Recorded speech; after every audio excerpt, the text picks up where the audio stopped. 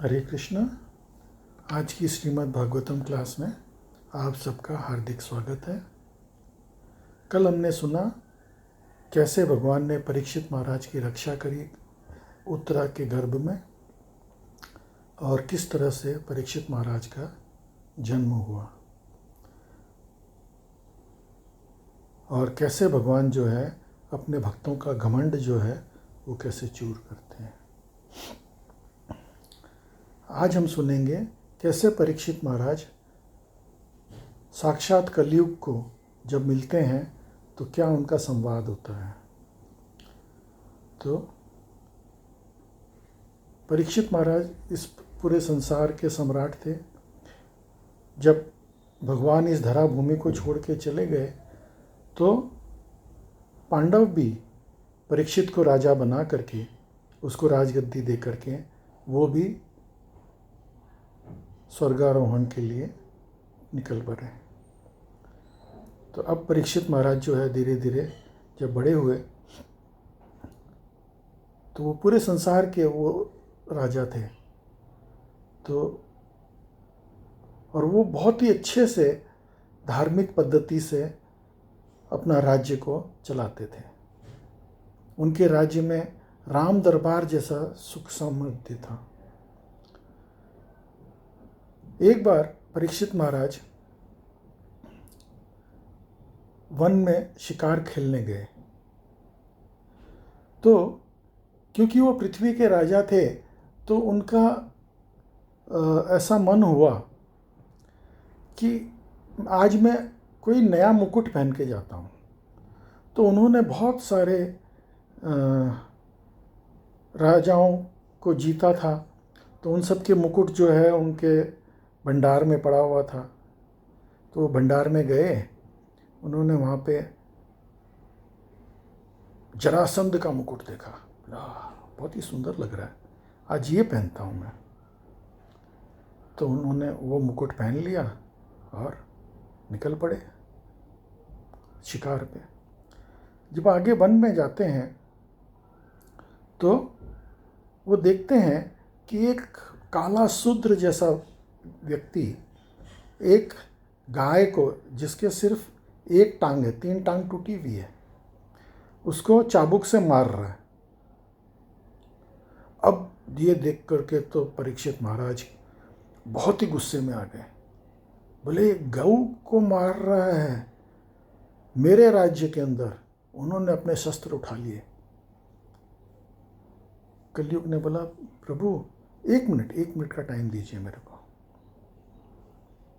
बोले क्या है, कौन हो तुम? तो कली बोलते हैं, बोले प्रभु मैं कलयुग हूँ। और ये गाय कौन है? बोले गाय जो है वो धर्म है। अभी धर्म के जो है 4 पाँव होते हैं, गाय के 4 पाँव होते हैं। तो कलयुग के अंदर बाकी 3 पाँव टूट गए हैं, सिर्फ 1 पाँव बचा है सत्य। अभी भी थोड़ा बहुत सत्य है, अब धीरे धीरे वो भी खत्म होता चला जा रहा है। धर्म, सोच, ये सब धीरे धीरे नष्ट होता चला जा रहा है। दया, ये सब खत्म होती चली जा रही है। तो परीक्षित महाराज ने बोला भाई मैं तुमको जीवित क्यों छोड़ूं? बोला मेरे अंदर बहुत गुण हैं। बोला अच्छा क्या गुण है तुम्हारे में? बोला मेरे में गुण ये है कि दूसरे जितने भी युग थे उसके अंदर अगर आप ये सोचो कि भाई कल जो है मैं गंगा स्नान करने जाऊंगा और किसी वजह से नहीं जा सके तो आपको उसका पुण्य नहीं मिलेगा। लेकिन अगर आप ये सोचो कि कल मैं उसकी हत्या कर दूंगा और किसी वजह से नहीं कर सके तो उसका पाप मिल जाएगा। लेकिन कलयुग में ये उल्टा है मेरे युग के अंदर। बोला अच्छा क्या है? बोले कलयुग के अंदर आप जो है कोई पुण्य करने का सोचोगे और किसी वजह से नहीं कर सके तो उसका फल आपको मिल जाएगा। लेकिन अगर आप किसी सोचोगे कल मैं उसकी हत्या करूंगा और किसी वजह से नहीं कर सके तो आपको उसका पाप नहीं मिलेगा, मनसा पुण्य हो ही नहीं पापा। तो ये मतलब मेरी बहुत बड़ी विशेषता है। बोले अच्छा और क्या विशेषता है? बोला लोगों को जो है दूसरे दूसरे युगों के अंदर बहुत तपस्या करनी पड़ती थी, बहुत तीर्थ याटन करना पड़ता था, बड़े बड़े यज्ञ हवन सब करने पड़ते थे। मेरे अंदर जो है भगवान को प्राप्त करने के लिए सिर्फ भगवान का नाम का जाप करोगे और आप भगवान को प्राप्त कर सकते हो। बोला हाँ अच्छा ठीक है, फिर तो तुमको जो है प्राण दान देना ही पड़ेगा। तो कलयुग ने बोला प्रभु मेरे को आपके राज्य में रहने का स्थान तो बताओ कि मैं कहाँ रहूं। तो परीक्षित महाराज बोलते हैं, बोले कि भाई तुम जो है मेरे राज्य में जहाँ पे भी मांसाहार होता है वहाँ रह सकते हो। तो कलयुग के माने परीक्षित महाराज के राज्य में कहीं पे भी मांसाहार नहीं होता था। दूसरा परीक्षित महाराज ने जगह बताया, बोले जहाँ पे मदिरा का सेवन होता है तुम वहाँ रह सकते हो। बोले प्रभु ये जगह भी आपके राज्य में नहीं है, आपके राज्य में कोई मदिरा सेवन करता ही नहीं है। बोले जहाँ पे वैश्याओं का संग करते हैं, अब विचार करते हैं, इस तरीके की जगह पे आप रह सकते हो। बोले आपके राज्य में ये भी कोई नहीं करता। बोले ठीक है, जहाँ पे लोग बाग जुआ खेलते हैं तुम वहाँ रह सकते हो। तो बोले कि जी आपके राज्य में तो कोई जुआ भी नहीं खेलता, आप कोई जगह तो मेरे को ऐसा दो जहाँ पे मेरे रह सकूं। मेरे इतने इतने गुण हैं, फ़ायदे हैं, तो अभी मेरा युग आ रहा है तो मेरे को कुछ जगह दे दो। तो परीक्षित महाराज ने बोला अच्छा ठीक है, अभिमान मिश्रित जो स्वर्ण है तुम उसमें रह सकते हो। उन्होंने देखा कि स्वर्ण अभिमान मिश्रित कहाँ इतना ज़्यादा मिलेगा, तो वो उन्होंने उसको वो जगह दे दी। अभी वो ये भूल गए कि उन्होंने जो है जरासंध का मुकुट पहना था। जरासंध तो इतना अभिमानी व्यक्ति था, तो वो उसका जो मुकुट था वो तो एकदम अभिमान से चूर था। जैसे ही उन्होंने ये जगह बताई वो कलयुग फट से उनके मुकुट के ऊपर बैठ गया। तो उनकी बुद्धि भ्रष्ट हो गई, बुद्धि भ्रष्ट हो गई। वो आगे जंगल में गए तो वहाँ पे सम्यक ऋषि का आश्रम था। सम्यक ऋषि वहाँ पे तपस्या कर रहे थे और राजा को जो है प्यास लगी। राजा ने ऋषि से जो है मतलब ऋषि पानी जल चाहिए। ऋषि तपस्या में मग्न थे, उनको कुछ सुनाई नहीं दिया।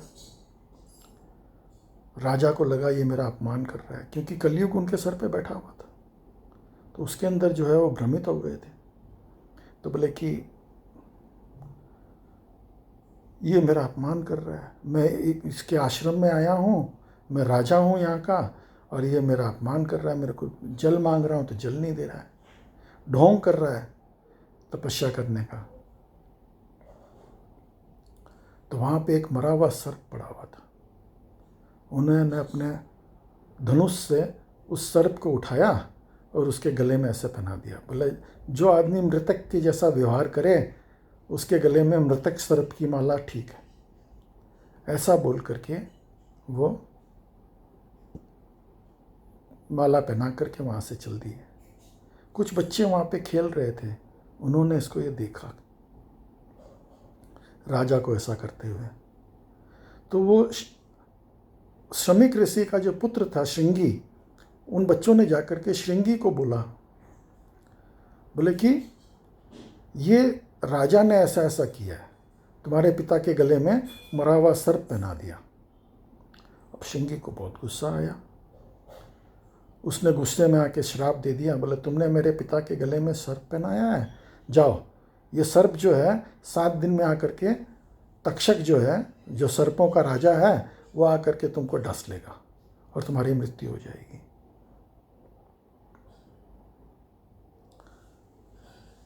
अब थोड़ी देर में समय ऋषि का ध्यान भंग हुआ तो श्रृंगी ने और बच्चों ने सब ये सब बातें बताई तो श्रीमेघ ऋषि बहुत नाराज हुए श्रृंगी पे। बोले बेवकूफ़ आदमी, इतना बढ़िया धर्मात्मा राजा उसको इस तरह से श्राप देते हैं, तुमको अक्ल नहीं है। तो पहले के ज़माने में श्राप जो है वो लगते थे, जो बच्चे ब्राह्मण जो हैं वो ऐसा कुछ भी बोलते थे वो श्राप लग जाता था। तो उन्होंने शमेक ऋषि ने ये बोला कलयुग के अंदर अभी अगर ये ताकत अगर लोगों के पास रहेगी तो हर आदमी श्राप देना शुरू कर देंगे। तो उन्होंने वो ताकत ख़त्म कर दी। सबसे पहले तो बोले लोगों के पास में ये श्राप देने की ताकत ख़त्म। बोला फिर क्या किया? बोला अब उन्होंने संदेशा भेजा, बोला राजा के पास जाके संदेशा भेजो कि ऐसा ऐसा इस श्रृंगी ने नादानी में तुमको श्राप दिया है, तो तुम अपना इंतज़ाम कर लो।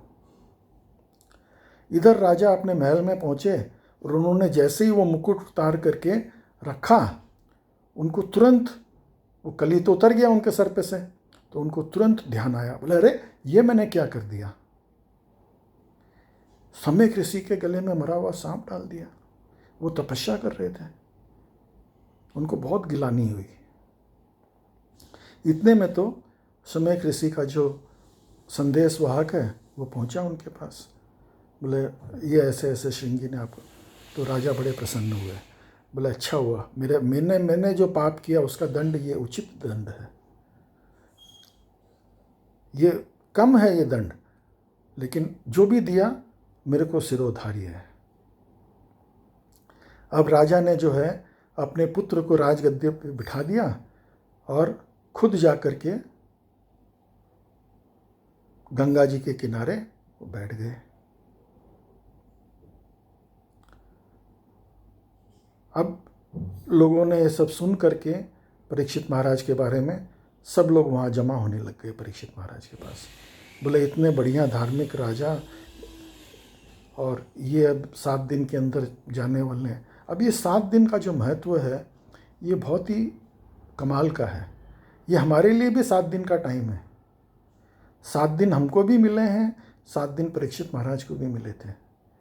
अभी जैसे सोमवार, मंगलवार, बुधवार, गुरुवार, शुक्रवार, शनिवार, रविवार, यही 7 दिन, हमारी मृत्यु भी इसी 7 दिन में ही होनी है, इसके अलावा कोई अलग दिन नहीं है। तो हमको भी परीक्षित महाराज से सीखना चाहिए कि उन्होंने क्या किया अपना जीवन सुधारने के लिए। तो अब कल जो है सुखदेव गोस्वामी का आगमन होएगा और वो परीक्षित महाराज को कथा सुनाएंगे। तो कल से जो है श्रीमद् भागवतम की कथा सुखदेव गोस्वामी के मुख से हम सुनेंगे, श्रवण करेंगे। तो आप लोग सब आज की क्लास में सम्मिलित हुए, उसके लिए बहुत बहुत धन्यवाद। हरे कृष्णा।